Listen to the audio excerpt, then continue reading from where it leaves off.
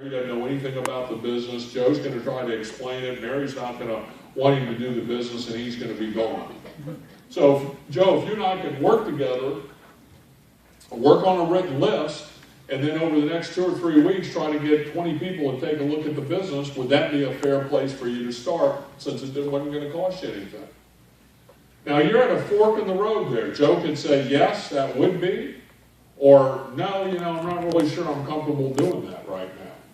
So if Joe says, no, I'm not really comfortable doing that right now, or some semblance of that, some derivative of that, that is a no.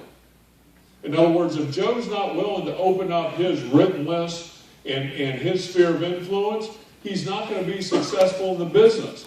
Understand that Joe's not going to tell you at that moment in time, Brian, I don't think I'm going to do the business. He's going to say something along these lines. He's going to say, well, I really need to think about who I would put on that written list. Give me a couple days to think about it, and I'll get back with you. Now, what most of y'all will do is most of y'all will say, great, and you'll try to get back to him, and you're in that hamster cage again, and all of a sudden he's not going to return your phone call and all that. He's not going to tell you no, but he told you no. So all you have to do is have a good listening, and when he wasn't willing to open up his written list, then you go right to becoming a customer. Well, Joe, let me ask you this.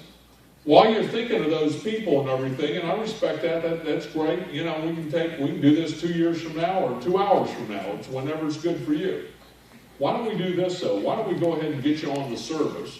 That way you can start going through a billing cycle. Maybe that's a good place for you to experience what Ambit Energy is all about and everything. Joe is typically going to jump all over it. And the reason he's going to jump all over it is because that's going to be his way. In his mind, he's going to go, great, if I become his customer, he'll quit bugging me about this consultant thing. Now, y'all are laughing because you're relating to what I'm saying here, right?